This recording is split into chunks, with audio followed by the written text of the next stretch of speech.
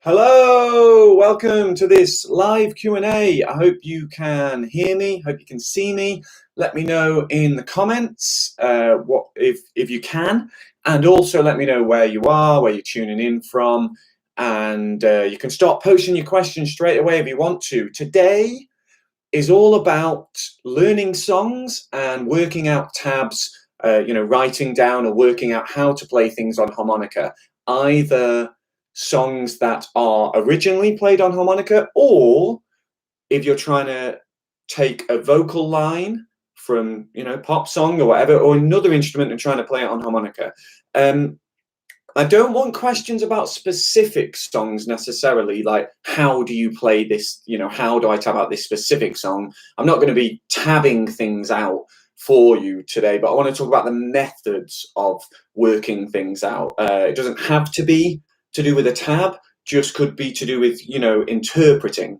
I'm not sure exactly where this Q&A is going to go, because it's a slightly different topic from the other stuff we've done in the past. And full disclosure, by the way, I'm living off not much sleep at the minute. I've been in Madrid for the last week. I was playing at a friend's wedding out there, and my ears are still ringing from Saturday night from the DJ. It got pretty loud. Those Spaniards know how to dance. And also I am absolutely tired, so tired. I got in early last night and I've been getting through all my emails. Hopefully if you emailed me in the week, by the way, I will have caught up. If you didn't get a reply from me today, maybe send the email again, because it might have got lost somewhere. I don't know quite what I'm going to do today. I haven't had much chance to prepare. This is a bit off the cuff, but I hope we're going to have some fun. I hope it's going to be useful in some way or another. So let's see who we've got.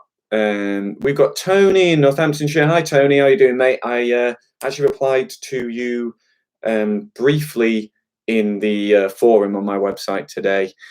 And we've got someone in Ramsbottom. Hey. Darren is in Swansea. Hey, Darren, how you doing? Sunny Swansea. Okay, we've got The Wanderer over in Arizona, and Louise is in Brazil. All good. We've got Georgia in Naples in Italy. I think Italy, which should be my next trip. I haven't been to Italy for a while. Beautiful place. Sounds are in Wigan. Very good. Okay, I think we're doing all right in terms of sound then.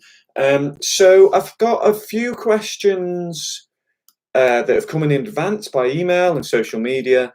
I'm going to try and get through those, but equally, please give me your questions in the chat as well. I try and catch as many as possible. I haven't had enough caffeine today to guarantee I'll get every single one. My eyes might not notice every single one, but I'll do my best. Okay, so let's start with something that I had in advance. Okay, so Evan, who I think we've got in the chat, Evan Davis, has said, hi Liam, why can't I remember a song all the way through without looking at the tab all the time? So this was actually a question in a previous chat, and I thought it would be best answered in this Q&A. Memorization is a difficult one, right? But I want to hopefully leave you feeling confident, because I don't have a great memory, as my wife will attest. I have a really bad memory, but you can memorize tunes, you can memorize them. And I memorize things quite often. I memorize lyrics as well. It can be done. And I kind of think of it as kind of, it's almost like exposure therapy. Like I'll kind of dip my toes in and then I'll kind of learn a bit more. But there are a few things you can do. One of the really cool things that actually Carlos Del Junco taught me was, let's say you've worked out a song, and you then want to memorize it. What most people do is they kind of put the backing track on and they try playing through that whole song, right? So let's say you've worked out Duke, you know,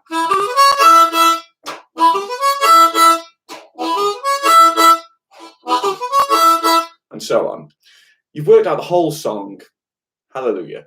Worked out the whole song. You want to memorize it. If you put the backing track on and you play through that and you're just trying to get it in your head, play it and play it and play it. If you do that enough, yes, you might memorize it.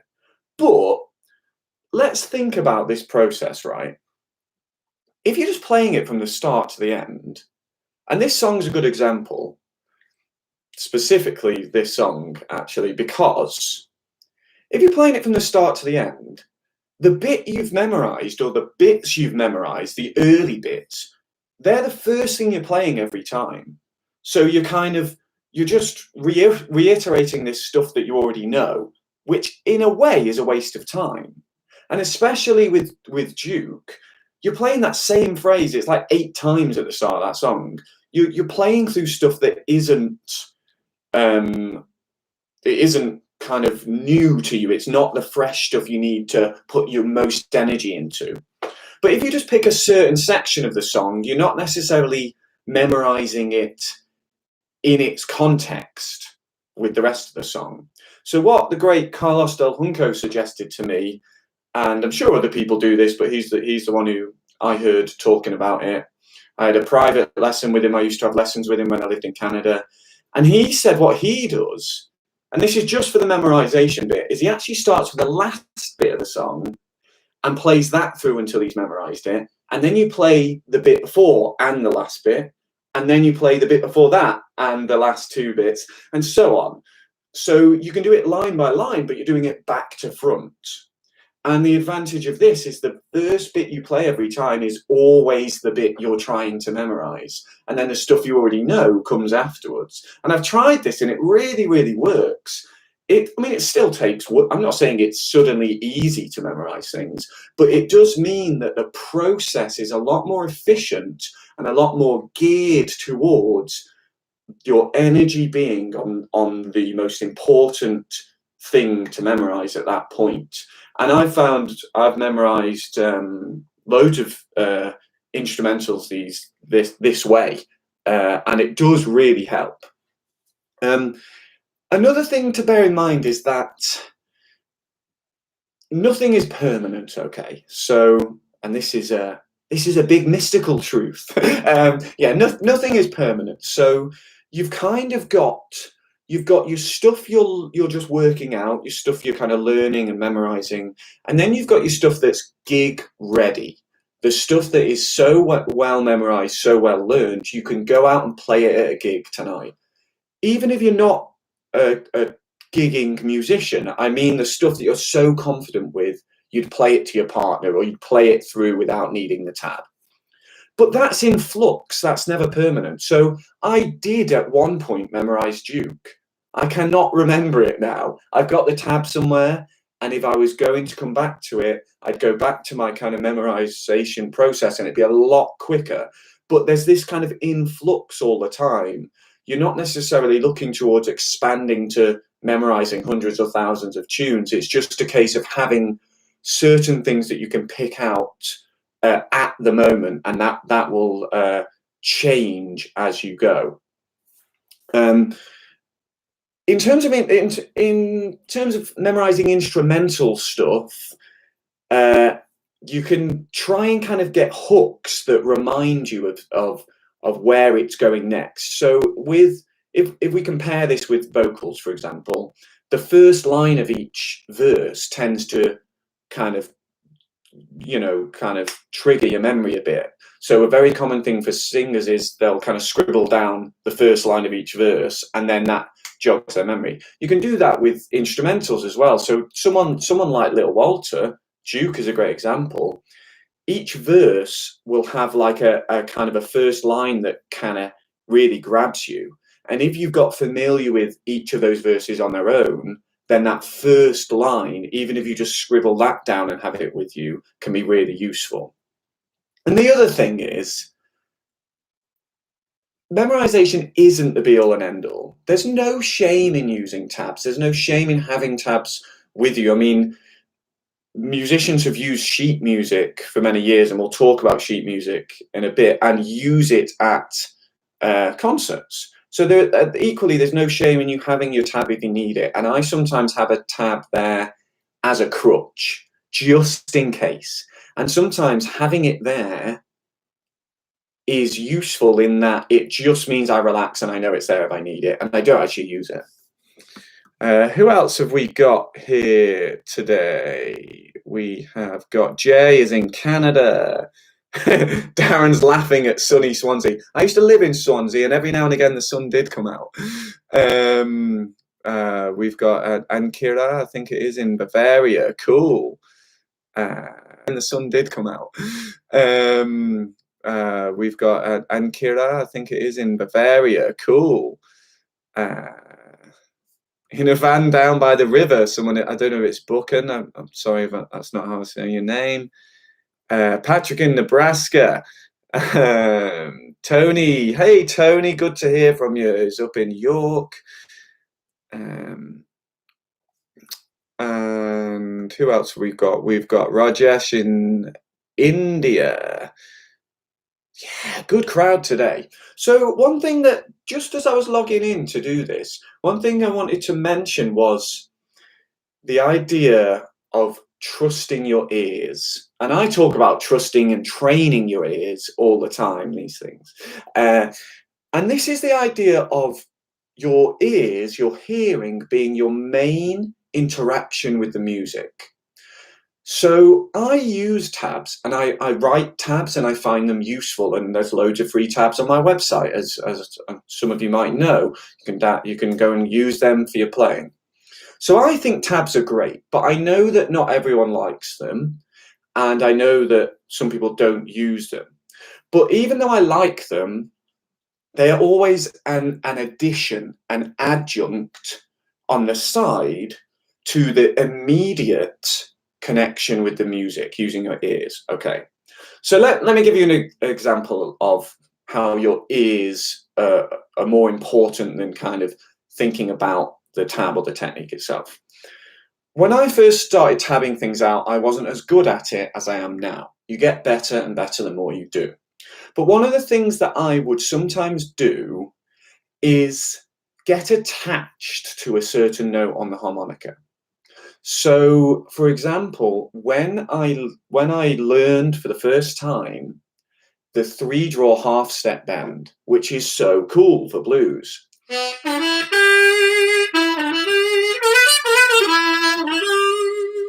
Gives you the flattened third, the blue third, the really cool note there. 3-draw half-step bend on an A harp, that was. Sometimes I'd be trying to tab things out, and I was not just tabbing blues out, I was tabbing other tunes out. And I'd almost by default want to play that 3-draw half-step bend instead of the 3-draw. Now, the problem with that is they're different notes, and it's all about context. In the blues, that's going to be a cool bluesy note. If you're playing something where you're playing over major chords, it's not that that note is going to be awful, but if you're trying to play a melody that uses the 3-draw note, the major third, and you play the flattened third, the minor third, it's wrong. It's not the note. So if you're trying to play something that would,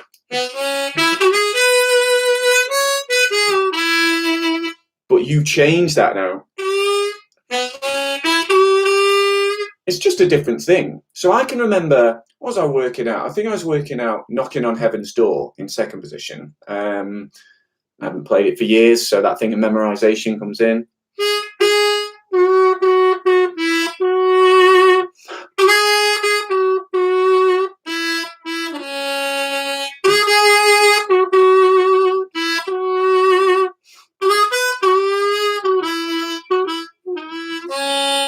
That sort of thing. I haven't played it forever, so that was terrible. But there's a major third in that. And if it's just a different note. And I can remember tabbing it out. I was recording onto my computer demos of trying to work this out. and I even found a backing track and played along to it. And I was so in the headspace of the 3-draw half step bend that I was playing it. I was playing the note flat every time. And I couldn't even hear it. I hadn't been playing that long at the time, in my defense, but I couldn't hear that I was doing this and that it was wrong. And then listening back months later, I was kind of like, hang on, that's not going on there. Now, what I was doing, apart from being inexperienced, what I was doing was getting attached to a technique, getting attached to this is a cool note on the harmonica, rather than what note does the melody require? What is the note that is played in that melody? And that's just one song, one example, but this sometimes, I've done it and I've known it happen with students as well, that you're kind of too into the instrument almost and not using your ears to really pay attention to the melody itself. So what are we actually going to do? We've got a song. How are we going to work it out? How are we going to listen to that melody and put it onto the harmonica? The first thing that can be really useful is to work out the key the song is in. Okay, so what key is the song in? We need to know what harmonica we're going to use to play it. So often you can find out online really easily these days. If it's a harmonica tune, there'll probably be a YouTube lesson on it or a tab somewhere telling you the key. But it can be useful to get used to, again, using your ears, hearing the tonal center of a song. So what I mean by the kind of tonal center is the note that feels like home. Okay, so not sure how good my sound's going to be if I do this, but I'll just put a little backing track on for you. Let's see how we get on. This is one of my backing tracks from my website. Don't know if you'll be able to hear this. So, kind of having a listen to this, there's 12-bar blues. If I take my A harp, I'm going to play a few notes and see if any of them feel like the center, like the safest note you could play. That sounds horrible. That sounds horrible as well. I'm going to try another harp. I'm going to take my C harp.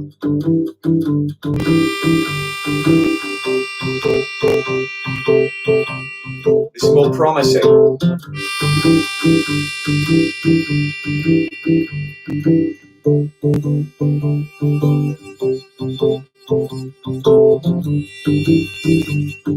And when I, especially when I get back to that one chord, that note feels so like home.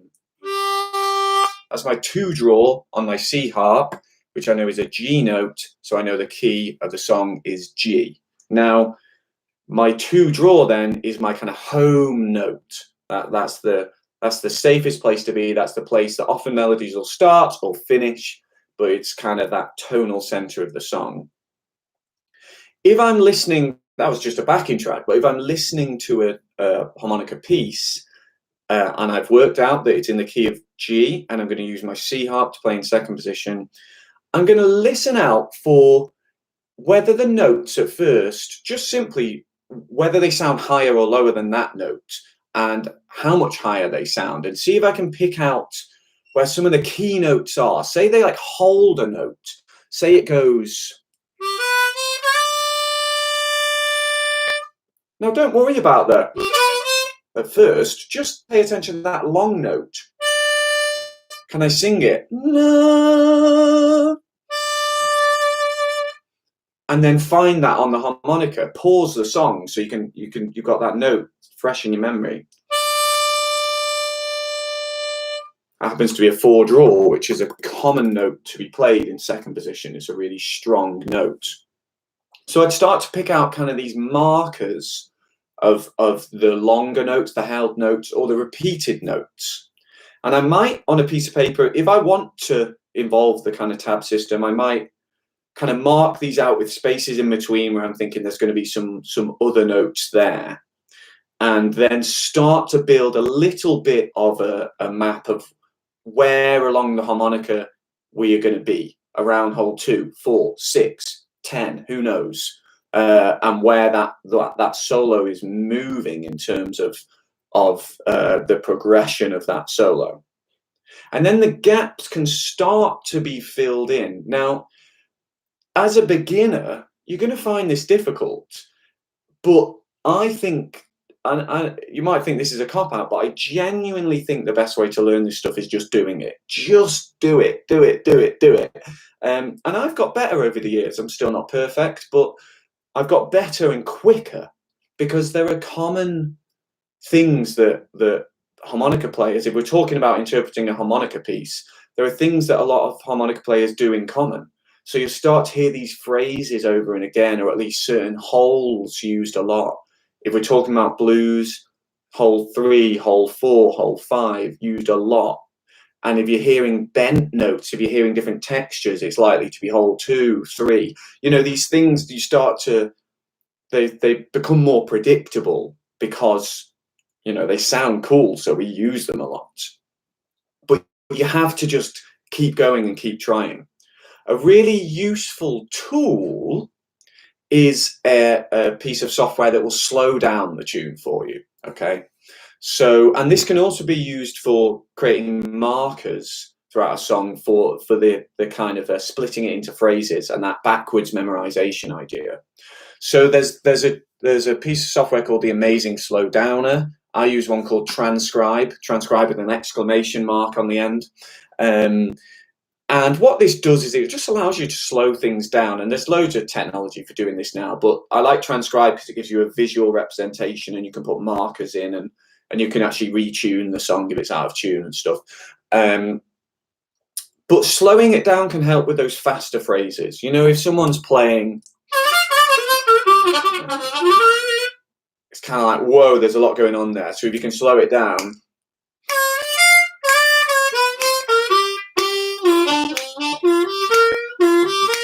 That's not what I played before, but and slow it down even more.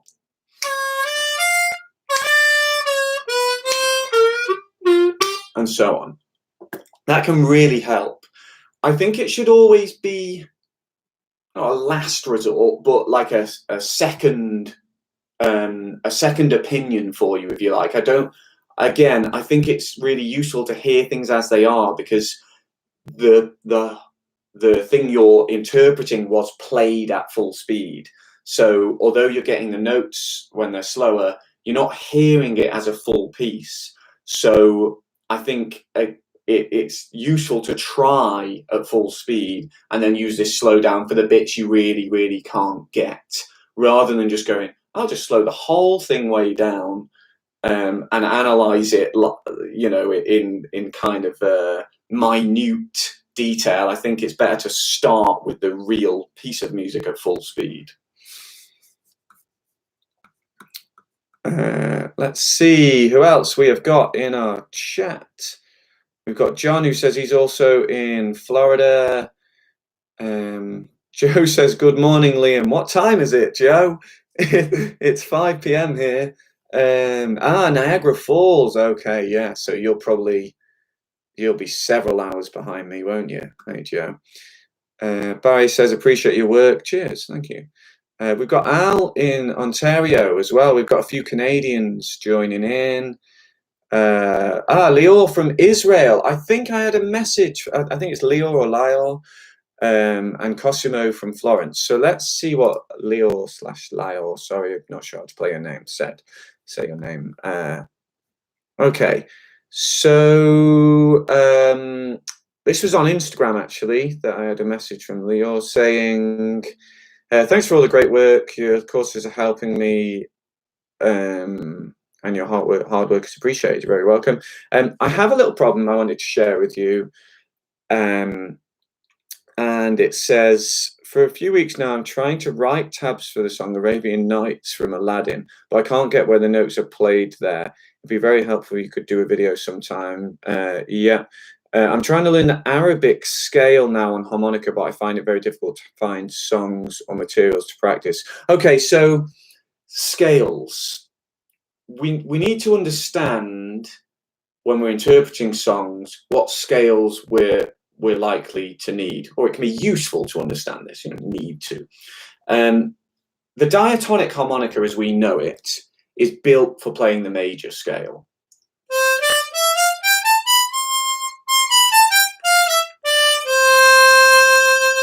And this is predominantly used for playing Western musical styles, so Western folk styles, and then into pop and rock and blues music. So the scales that are naturally available don't lend themselves that well to that more kind of, as you've said in your message, the kind of Arabic scales, if you like. In theory, with extra techniques, overblows, overdraws, as well as the draw bends and blow bends, you can pick out certain notes. So I'll give you an example of the different sound you can get on the instrument if you pick out notes you wouldn't normally. So if you take the lowest bend, this is C harp. If you take the lowest bend on hole 3 and you use that in conjunction with the highest note on hole 3, and you're using your 2 draw as your kind of root note, so second position, and then you wobble that lowest note. So I'm going, and then to the 2 draw. And then the 4 overblow.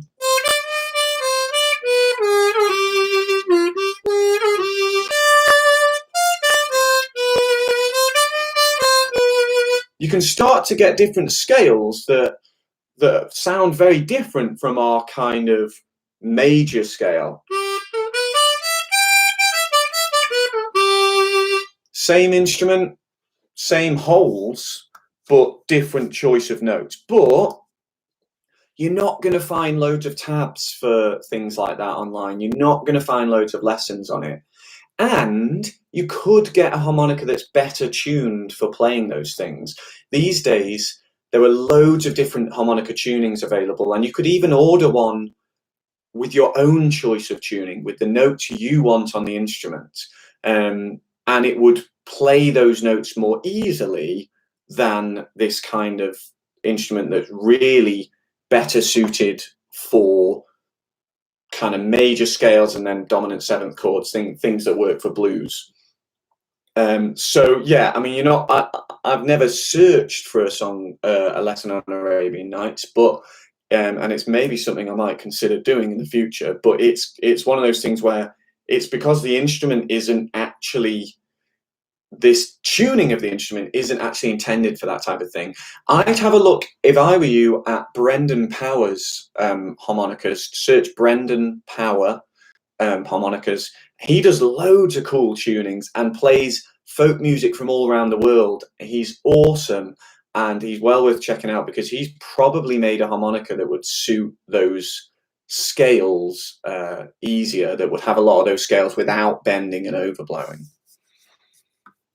Who else have we got? We've got someone in Indiana, US, and we have got the Netherlands. Hey, it's a good crowd tonight.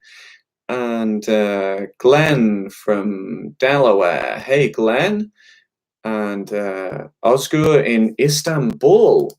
Cool crowd. So yeah, I had a few questions about memorizing. So I think it's yeah, we had one earlier from Evan, and I also had one. So I had a question on my members forum on my website, which is part of the membership thing, but I just happened to read it today. It came in over the week when I was away, and I thought I'd mention it tonight because it seemed relevant. So the question was, would you know how to play a song like Off the Wall without the tabs in front of you? I can't see myself doing that. I think I'd be lucky to memorize one verse. It's not like Frere Jacques. Okay, yeah. So again, this idea of memorizing without the tab in front of you, I mentioned earlier, I said this kind of almost exposure therapy idea. What I tend to do when I'm going through the process of memorization, and I talked about that backwards memorization, is when I get to the point where it's kind of in there, I will have the tab in front of me and I'll play it through looking at the tab. And I'll maybe do that for a few days. And then I'll it might seem silly, but I'll move the tab away a bit so I can sort of see it, but I'm straining my eyes a bit. So it's there, and I'm sort of using it, but am I really using it? You know, it's kind of, this is where the thing of like using it as a crutch comes in.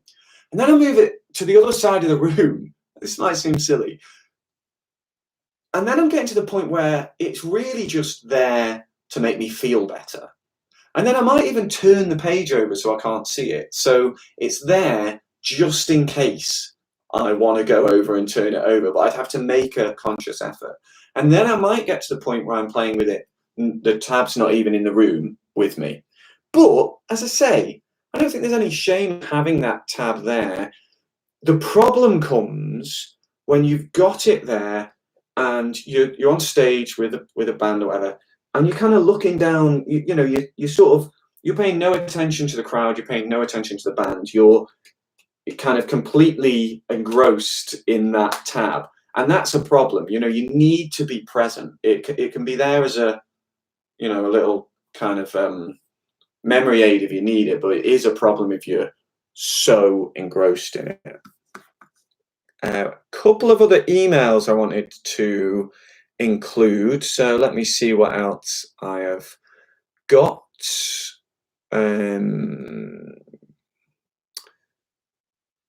Let's see. So Leonardo emailed me and said, finding tabs from popular songs on the internet is easy. Trying to play with discipline and effort over time becomes a thing of reading tabs and memorizing tabs. I do not want that. How do I improve my musical ear? How can I learn to improvise? Yeah, I'm not going to talk about improvising, but I will talk about how to improve your musical ear. How do I follow a song without a tab? Yeah. Okay, so I mentioned this idea of find the tonic note. So find the key note, like the tonal center. Try to trust what you actually have instinctively as a fan of music.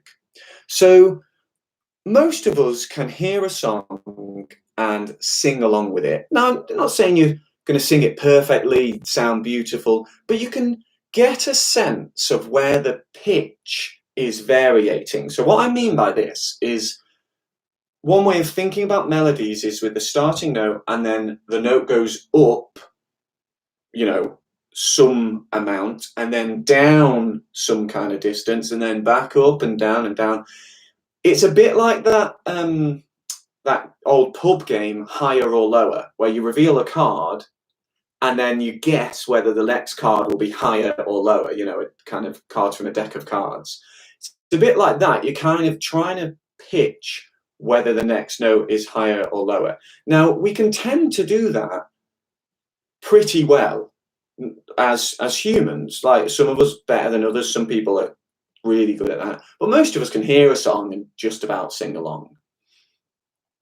If you listen to something and try and sing it before you try and work it out on harmonica, this can really help, because you've already got a sense of where that melody's going, which you might not have if you pick up the harmonica straight away. You might kind of not be hearing that yet.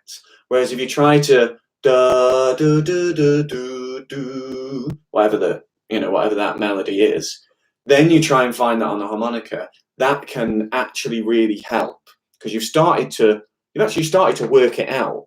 You're just singing along, but you've actually started to work it out.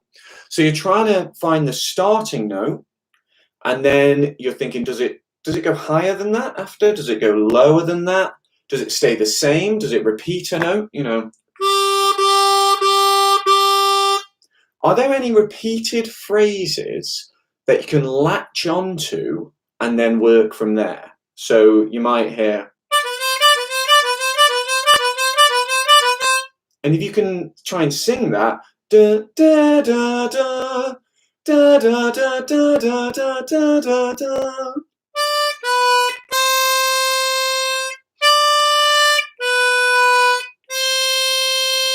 That's my 4 draw and C harp.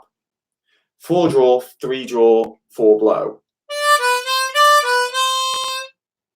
And that's actually a really common triplet phrase. 1, 2, 3, 1, 2, 3, 1, 2, 3, and sometimes bending the 4 draw. Or bending the 4 draw all the time. As like a tension kind of phrase that fights the chord changes behind it. You'll sometimes hear like Kim Wilson do that for 12 bars or 24 bars in a blues song, where he just plays that line over and over again in defiance of the chord changes behind him.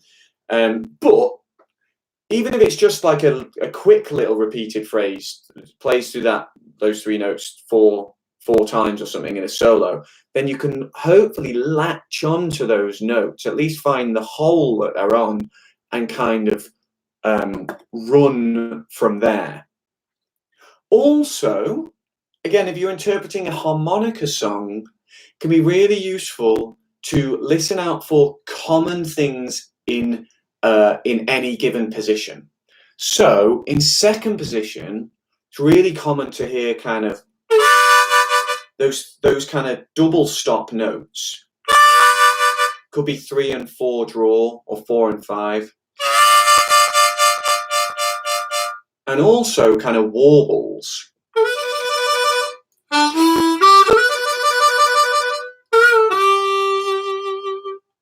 And here phrases finishing on what sounds like quite a low note and putting kind of either some little bends or vibrato on it.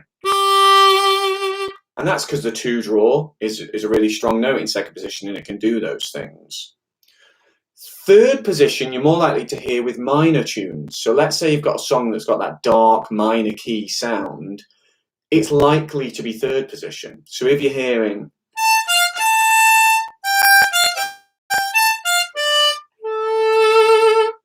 whereas kind of major sounding folk melodies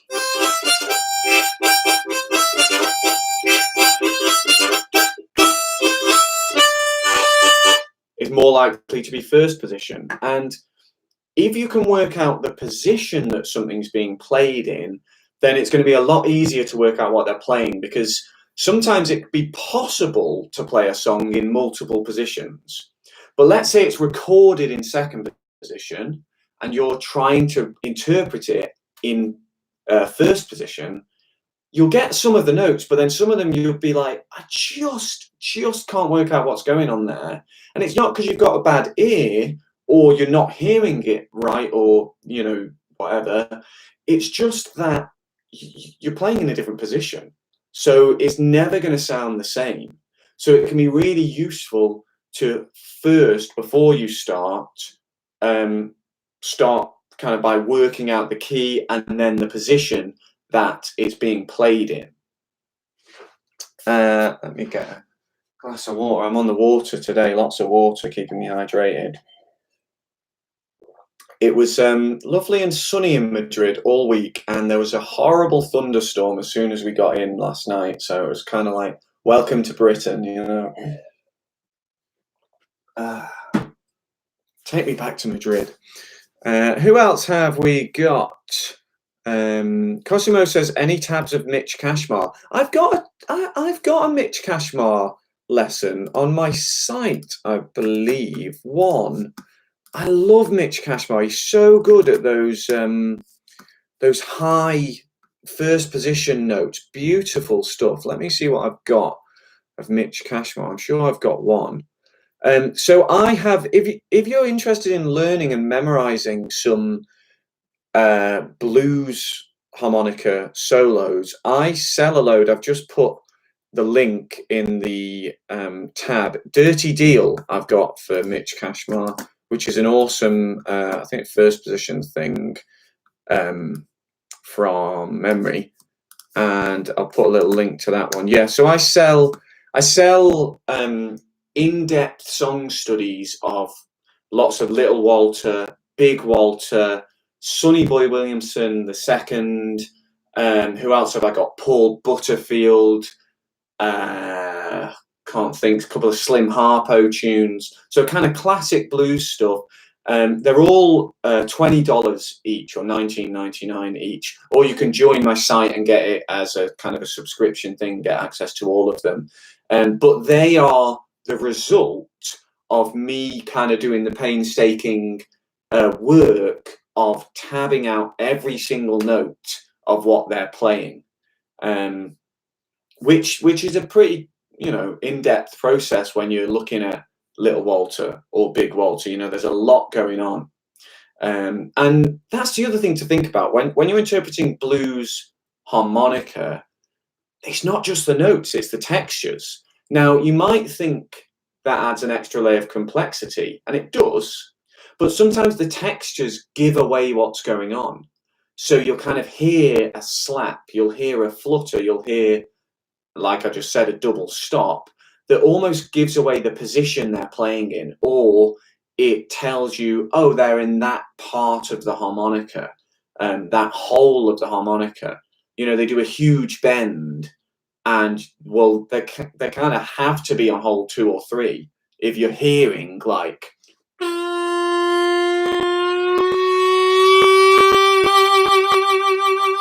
that's the 2 draw. You couldn't do that on the 6 blow, so they can't be playing the 6 blow on a standard tuned harmonica. So it can be quite useful actually when you hear these extra things that people are doing, can actually help you demystify certain aspects of their playing, where they are on the instrument, or what key of instrument they're using. You know, you couldn't bend that note on a different instrument. Barry says, that's amazing. It's the first time I've heard Arabian sounds coming from a diatonic. Yeah, that 3 draw full step bend is like a key note, but then it's again the combination of notes up and down the instrument. So an octave up, it'd be the 6 draw bend. John says, do you have any tips for getting the trick of tongue slaps? I did do another session on tongue blocking, but I've got planned, I think, like a tongue textures Q&A. I'm going to write your question down now, John, and I'm going to add it for the future, for another tongue blocking Q&A, because I will talk about that. Cosimo says, difficult to understand what Mitch Cashmar's doing and no tabs on the internet. Yeah, but he's so you know, he's so beautiful with those top end things. He does this vibrato on the 7 blow, which I can't do it like him, but he gets this gorgeous vibrato on those higher blow notes, Mitch Cashmar. But again, this is a good giveaway. First position blues, what you're going to hear is low stuff and then high stuff. Sorry for anyone who's got a dog in the room. And that can be a giveaway that someone's playing in first position, and then you can pretty much ignore holes 4 to 6. Certainly hole 5 and 6. They're very rarely played in first position blues. I'm not saying no one plays them, but you'll hear most of the stuff hole 1 to 4, hole 7 to 10. It's just one of those things, the more you listen, the more you get used to. Christopher Crane says Liam should write a book. I got asked to write a book by an American music publishing company last year, and I just didn't have the time because I was making too many courses for my website. Maybe one day I would like to. Mark says he's fishing in France up the cobblers. Hi, Mark. Sounds lovely. And Chris is in Northumberland. So I've got a couple more things that I had come in advance. Bear with me, I'll just check what I haven't read yet. I think I've done those. We can delete them. Okay, so yeah, Georgia emailed, Georgia Nicoladi, I think it is, says, I'm at month 7 of a complete beginner's course, and I follow your channel, and I'm getting used to your tab system. And even when I study a song by ear, then I write it down your way. So with my tab system. Oh, this is a good question. Let's assume I'd like to play a lick or solo I didn't practice for quite a bit. Maybe I can't remember the rhythm and there are no words to sing. So it's difficult to play even if the tab is easy to read. So I was wondering if there's a way to improve harp tabs by including the rhythm, the tempo, the counting, so that we can have the best of both worlds, the tabs intuitiveness and the sheet music accuracy. Okay, Georgia, this can be a rabbit hole to get into, but I will give you my opinion on this for what it's worth. Okay, so I think if you're going to start adding in all the different considerations of music, the rhythm, the timing, two tabs, you're moving towards the point where essentially you may as well use sheet music, because you're kind of creating a new version of sheet music, a harmonica version of sheet music, but a new, a sheet music version nonetheless. Now, the problem with sheet music for harmonica, the traditionally what people would say is the problem with sheet music for harmonica is that it gives you all the information, but it's telling you the notes, the tones to play, not the holes on the harmonica. So one way around that is to just write on it as well, write the tab notes on there. Another way is to always write the sheet music in the key of C, for example, and then you just interpret a C note as a 4-blow.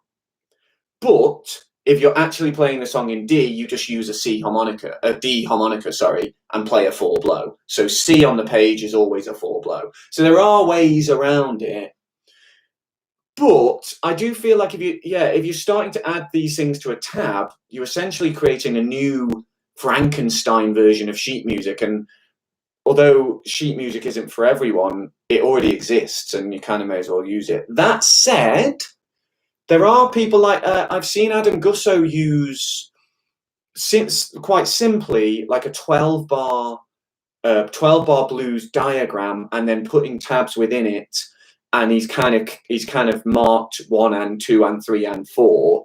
So you place the tab notes on the diagram kind of where they would be rhythmically, and then you can kind of count the rhythm, and I think that works.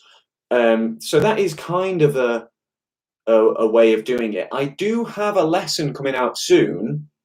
It's just going to be an easy 12-bar blues lesson on YouTube. I can't remember when I haven't scheduled it yet, actually. So I don't know exactly when it's going to be, but I've done a similar thing to that. So I've done a 12-bar blues diagram, and then I put the tab within it, and you can kind of count along in the bars where you are. And I've said in that video, actually, let me know what you think of it, and do let me know when it comes out. Please comment and let me know what you think of that and if it works. Personally, I completely take your point, Georgia. I think that's a really, really good point. Personally, I find tabs are enough if I have put the work in with my ears, kind of thing. And I take your point that if you haven't listened to it for a while, you're not going to remember it. I just listen to the stuff again. My interaction with music is always using my ears, to have that immediate interaction. I don't like to have an intermediary, a kind of middleman between me and the music. I'm not saying that's the best way to do it. There are amazing musicians who they always use sheet music, but for me it's always about hearing it, interpreting it, and then maybe writing something down as a, the tab is essentially just a memory sort of aid. So I hope that makes some kind of sense, Georgia. Okay, so Frank emailed me. I think this might be the last email I've got to go through. So if any last minute questions, if you're with me now and you want to put it chat, then ask that, because I'm going to answer this one more email, and then I'll tie up with anything I've missed in the chat. Yeah, Frank says, hello Liam, thanks for the invitation to Q&A about learning songs and harp tabs. My questions on this topic would be, how would you recommend organizing tabs? Do you pencil them down on a sheet of paper, or you do use a tablet or something similar? And during performance on stage, do you have all the tabs from memory, or do you use anything visual just in case? Okay, so I'm going to answer that last one. I've kind of already answered that last one. Sometimes I have them.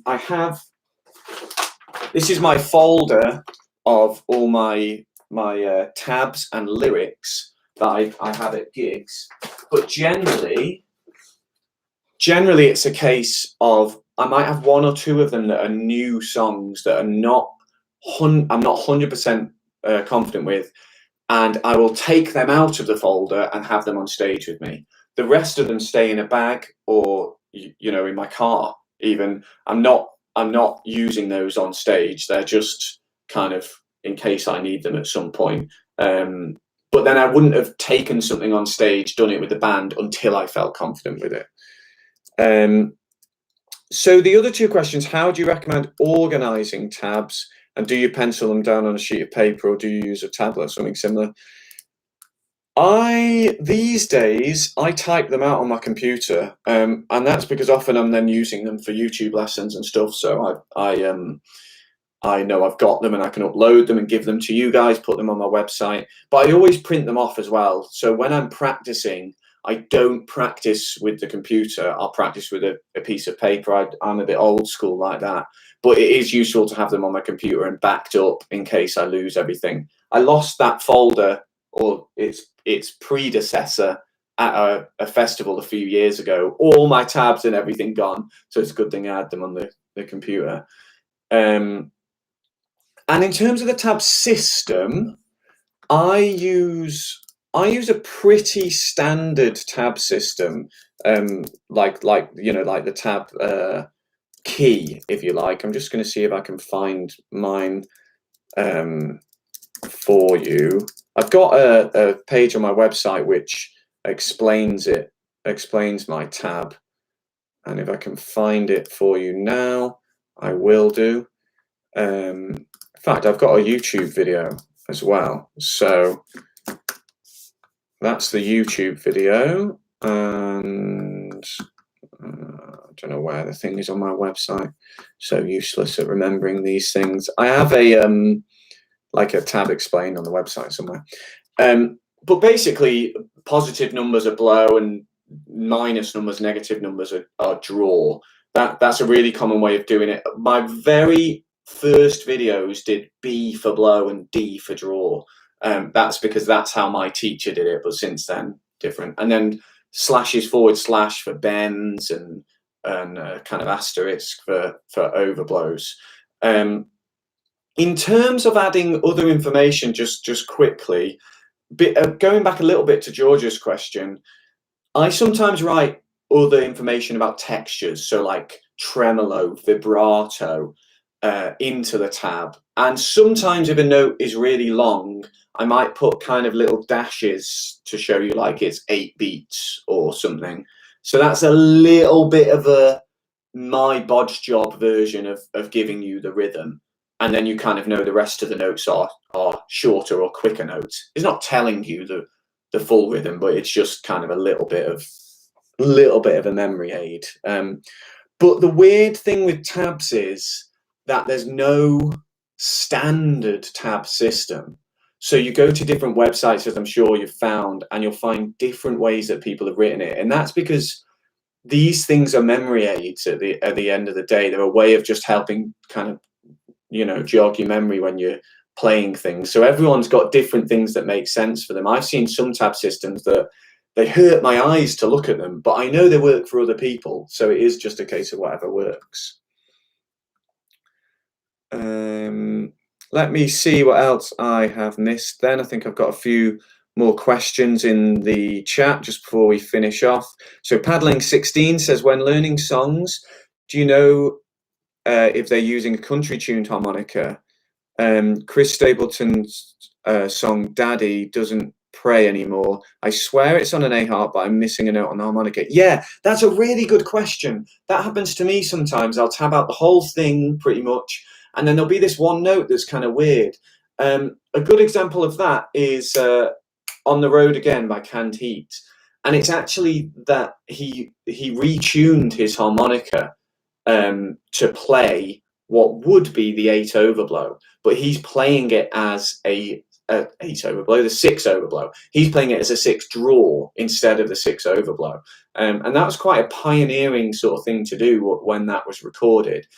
Yeah, sometimes you'll be playing something like if, for example, this is a melody maker. So it's got the 5 draw upper semitone and the 3 blow is upper tone. So that means you get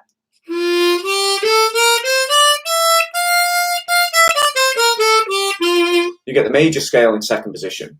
Sometimes you might hear a melody on this tuning. Now, those notes could be a diatonic, normal Richter tuned diatonic, or a melody maker, or a country tuned.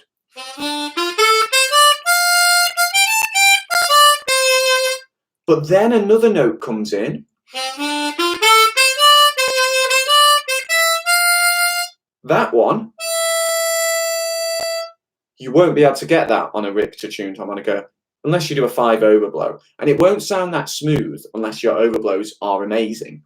So suddenly it's like, how do I get that? And then you think, oh yeah, maybe it's using a different tuning of harmonica. And then you have to kind of not necessarily go back to the drawing board because you might have most of the notes already, but you do kind of go, ah, damn them. Yeah, it happens. It's just practice, practice, practice. Trialda says, what other instruments can you play? I can play the jug. I play in a jug band, and that guitar is really just there to make me feel guilty because I never practice it. Recently, I bought a trumpet, so one day, hopefully, at the moment, I'm basically just going and failing miserably. But yeah, I'm really just a harmonica guy, and I do a bit of singing just because it helps me get work. What else have we got? We have a question from, is it Huang, saying, I feel kind of hard to play a normal diatonic harp where my hand basically just holds the harp and only move my mouth. A lot of people on the internet said it's not a great way to play it. Yeah, and I don't really want to go too much into like holding technique and all that kind of thing at the moment. I tend to move my head quite a lot rather than the harmonica, and I don't know if that's a good idea. Some people say you should move the harmonica to keep your head still, probably better, but I'm probably a bit guilty for that. Tony Questa says Tomlin's tabs are really good and incorporate the sheet music approach as well as the tab. Yeah, so what he does is has the sheet music and then the tab kind of beneath each line. Yeah, that's then you've got both, and they're an option for you. Joe says, thanks, Liam, great Q&A. You're very welcome. I think I've got most of your questions there. I hope that has been useful for you. Obviously today's free. If you do want to donate something, I'd really appreciate it. The link is just LearnTheHarmonica.com/donate, and I'll put it in the chat as well. I have loads of courses available to buy on my website, or you can become a member, and that means you get access to all the courses for a monthly fee. The beginner course, the intermediate course, and then I've got blues and blues for intermediates and blues for beginners. They're all kind of heavily about song studies, and then you learn the the techniques around those songs. And I've also got all of these other blues song studies as individual lessons as well. So I've always, music for me has always been about wanting to learn songs, wanting to learn other people's music. I love music. I want to learn to play it. So if you do want to learn some stuff I've tabbed out, then check out the courses on my website. I put a link in the description for this video on YouTube to all of those. So there's a link to the complete beginner course, the intermediate course, and blues song studies. So do check those out if you want to learn more of my tabs. I hope that this has given you something. It's been a bit of a random one, and because it's fallen a few hours after I flew back into the UK, I'm so tired that I'm not sure any of it made any sense, but I appreciate you being here with me. It's lovely to hear from you all again, and I hope you're doing all right. I hope your practice is going well. I'm going to have a new series on YouTube soon on a new topic, and I've got a big giveaway coming soon as well. So keep an eye out for that, because you could win a load of harmonicas. I think I'm going to do that next week, so do keep an eye out on my YouTube channel. I put a video out last week, well, when I was away. It was scheduled, all about what level you are. So if you're interested in knowing what level you are and what songs you should be trying to learn, then check that video out as well. Anyway, I'm going to leave it at that before I waffle on all night, but I thank you again for being here with me. I wish you the best of luck with your practice, and I'll see you very soon for another lesson as well. I will leave you with a little bit of playing.